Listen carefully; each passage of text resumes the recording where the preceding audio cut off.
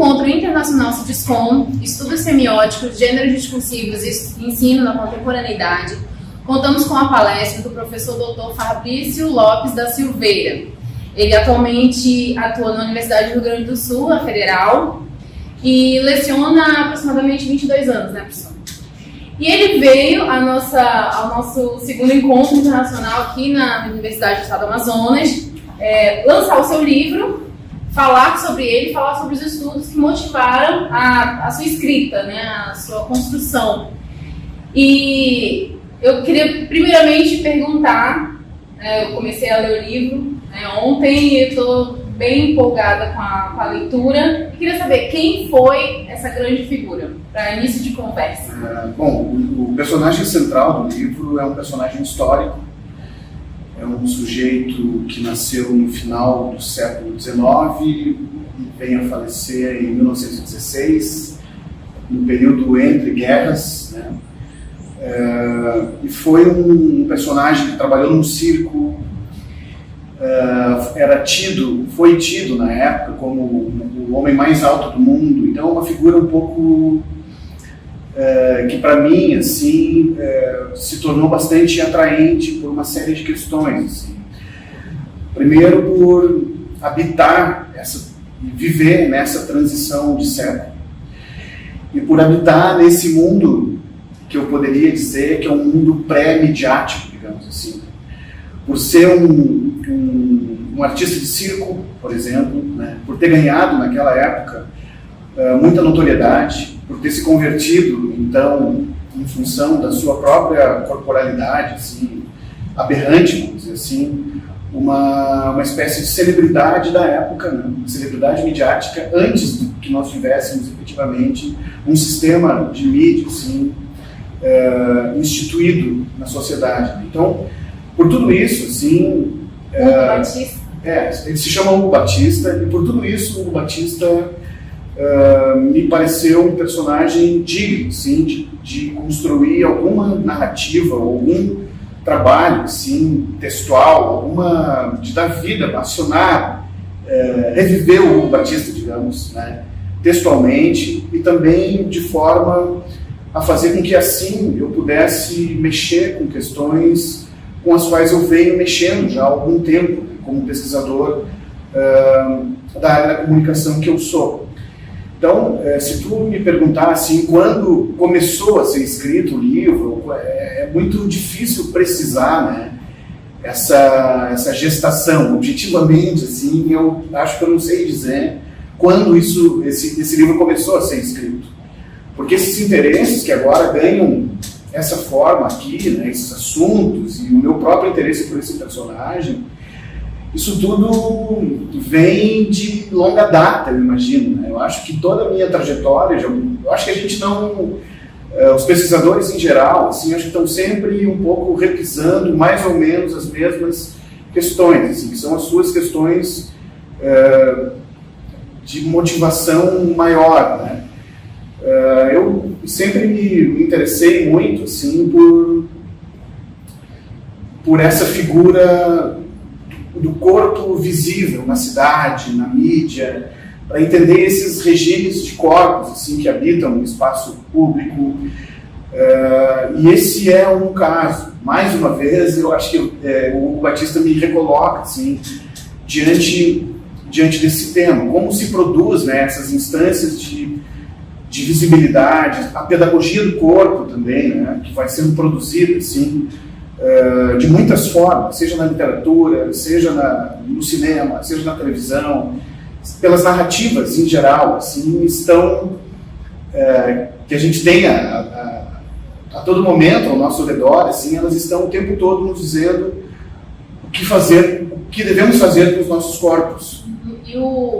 E isso nessa acontece. obra, tem até uma parte que ele fala, ele entra nos lugares, as pessoas falam, ai que horror! Né? E ele já fica meio que, ele, desde adolescente, ele já mede 2,30 2,30 metros, então ele já conviveu a vida inteira praticamente, sendo uma figura, digamos assim, grotesca para outras pessoas. Exatamente isso. Eu acho que tem uma discussão sobre o que é a normalidade. o que é o padrão, como se constrói histórica e socialmente assim, um padrão de normalidade corporal. Né? Então acho que o livro trata um pouco desse tema. Assim, né? Então é um homem de 2,38 metros que era visto como uma atração de circo no começo do século XX. Né? E esse é um caso, né? Porque para tratar desse caso eu tive que me movimentar num conjunto muito maior de outras referências assim, historiográficas e antropológicas também, né?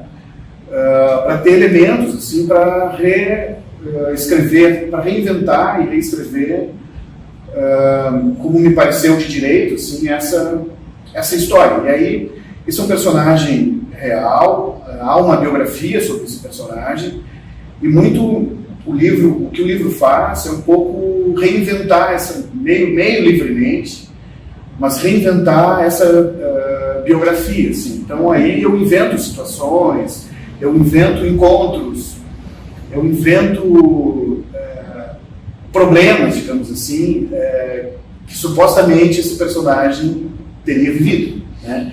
Ou que de fato tenha vivido, né? Mas que num relato biográfico, assim, talvez pudessem se perder, assim, né? E isso que eu queria, seria a minha próxima pergunta, esse processo seria essa transficcionalidade que o senhor trouxe para a palestra do CITESCOM? O senhor trouxe esse termo, né? E abordou muito sobre isso. Comente um pouquinho sobre essa questão da transficcionalidade. Eu também sou um professor de semiótica, assim, já há algum tempo. Então, muito embora a minha trajetória, a minha formação tenha se dado toda na área da comunicação, dentro da comunicação eu sempre ocupei um espaço um pouco fronteiriço, assim, as teorias da literatura e com a semiótica, né? Então, e com a literatura propriamente, né? Os autores com os quais eu trabalhei, são autores que também operam nessa fronteira, assim. Eu citei o Walter Benjamin, o Roland Barthes, são alguns, né? Mas teriam muitos outros. Então acho que tem aí um nicho rico, assim, como um espaço interdisciplinar, como eu me sinto, gosto de poder transitar entre essas áreas, assim, acho que é um espaço de fluxos interessantes, né? Então, o trabalho também coloca um pouco a literatura a serviço disso, assim, né?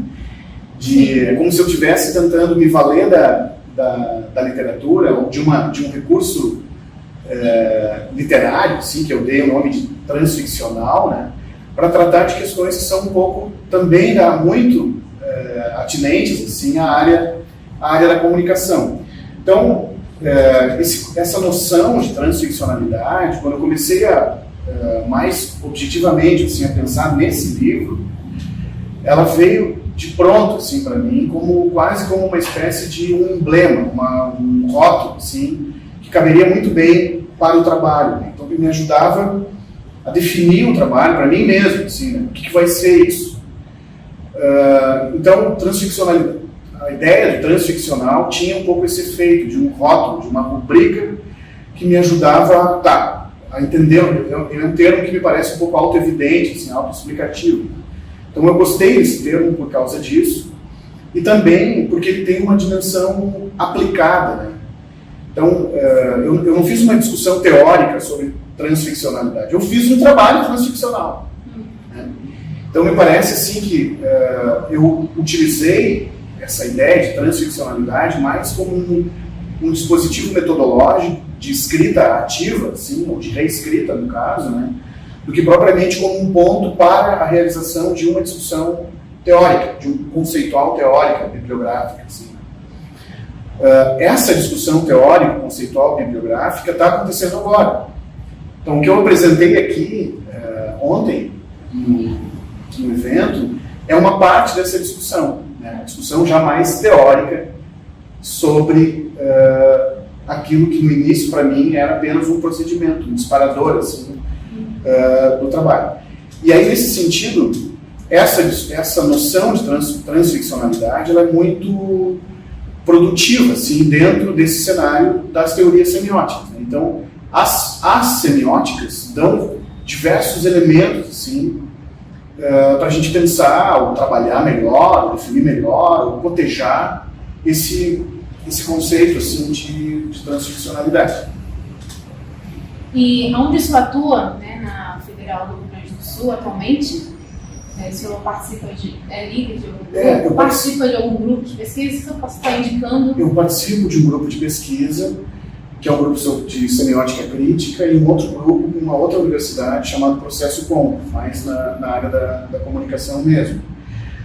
No momento, estou fazendo trabalho de pós-doutoramento, né, onde essas questões, assim, do transficcional, essa arqueologia da mídia, que está no livro também, estão sendo trabalhadas também.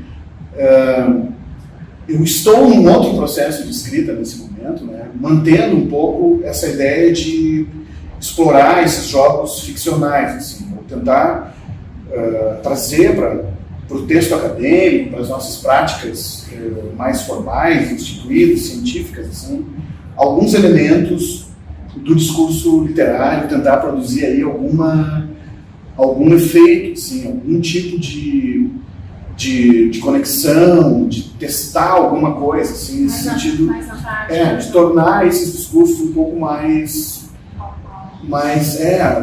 permeáveis, assim, um pouco mais,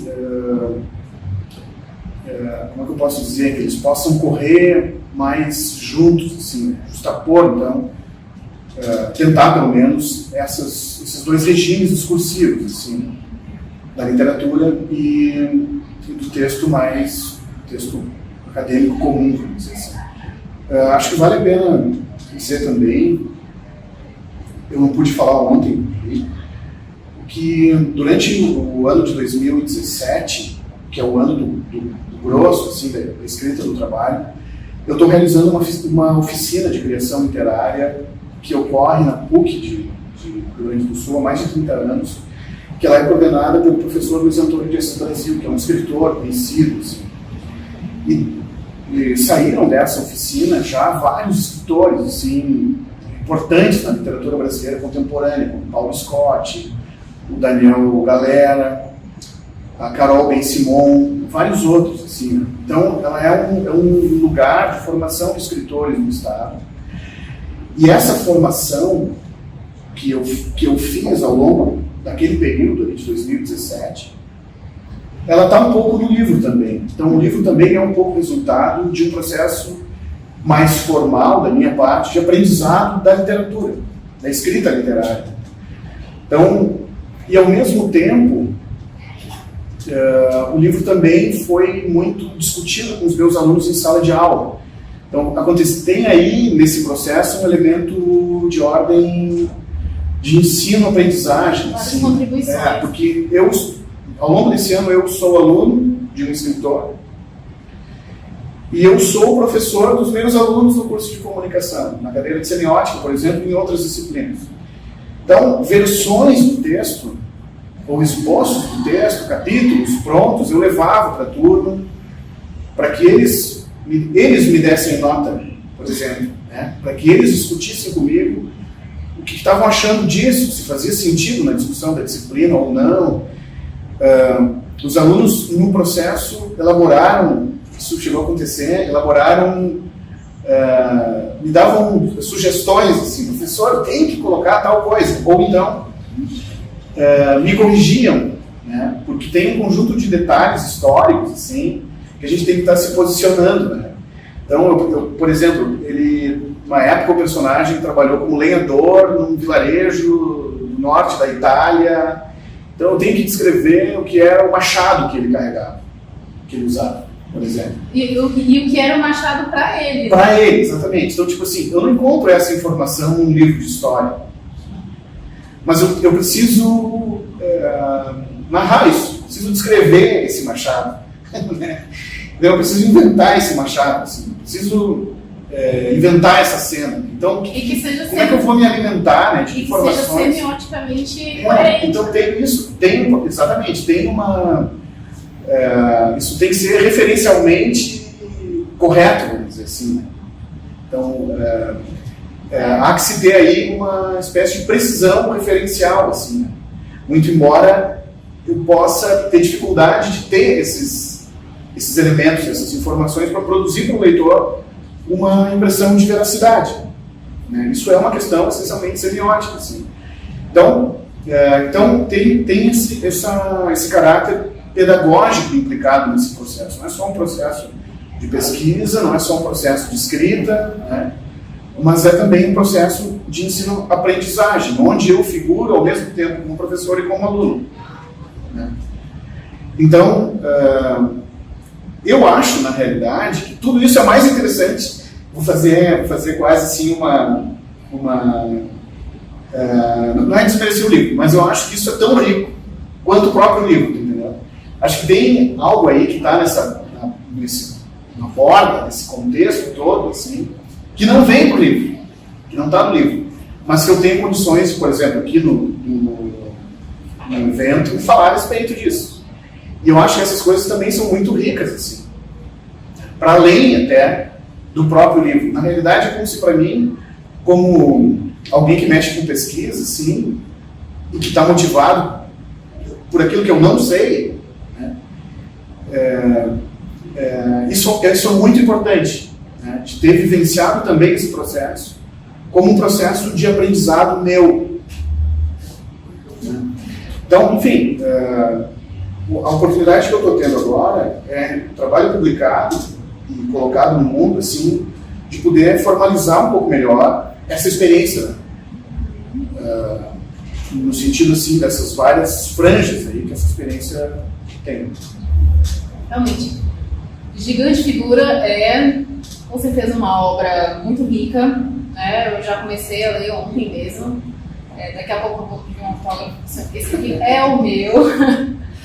E assim, não é fácil escrever uma obra, acredito nisso, e o mais importante é as inferências que o leitor faz, né, do texto, não o texto em si, mas os sentidos que são absorvidos, né, na obra. Então eu agradeço muito ao senhor pela participação no segundo Siscom, tá? E a nossa entrevista aqui, tá? Muito obrigada.